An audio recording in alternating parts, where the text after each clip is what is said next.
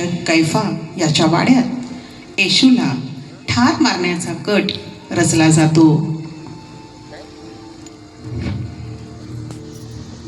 आपणा सर्वांना ठाऊक आहे की आज आपण इथे कशासाठी जमलो आहोत. होय, आम्हास ठाऊक आहे. त्या येशूचे महत्व फार वाढले आहे.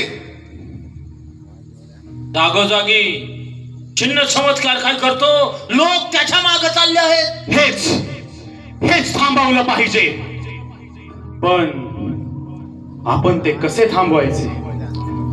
दामटून दटून सांगितले तर येशू ऐकायचा नाही. मग त्याला कायमच संपवलं तर, म्हणजे मारायचे. त्याशिवाय गत्यंतर नाही. त्याला दटाविले तर लोकांचा आपल्यावरील विश्वास उडेल. हो, आणि येशूवरती विश्वास ठेवतील. खरंच त्याला ठारच मारूया. होय, त्याला ठारच मारूया. होय, त्याला ठारच मारूया. शांत रहा सनात, जरा शांत रहा. वलांडणाचा सण जवळ आला आहे आणि लोकांमध्ये गडबड होऊ नये म्हणून सनात जरा शांत रहा. आणि संधी मिळाली तर आपण त्याला ठारच मारू. होय, त्याला ठारच मारू. होय, त्याला ठारच मारू.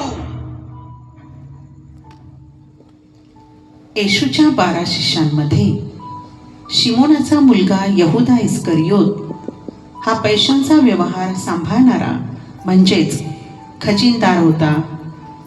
तरी देखील तो डब्बीमधील पैसे लंपास करायचा. पैशांची लालसा आणि सदैव भासणारी कमतरता यामुळे येशूला धरून दिले तर मुख्य याजकाकडून नक्कीच काहीतरी पैसे मिळतील या लालसेपोटी तो आपल्या मनाची तयारी करतो. आणि मुख्य याजक, शास्त्री, परुषी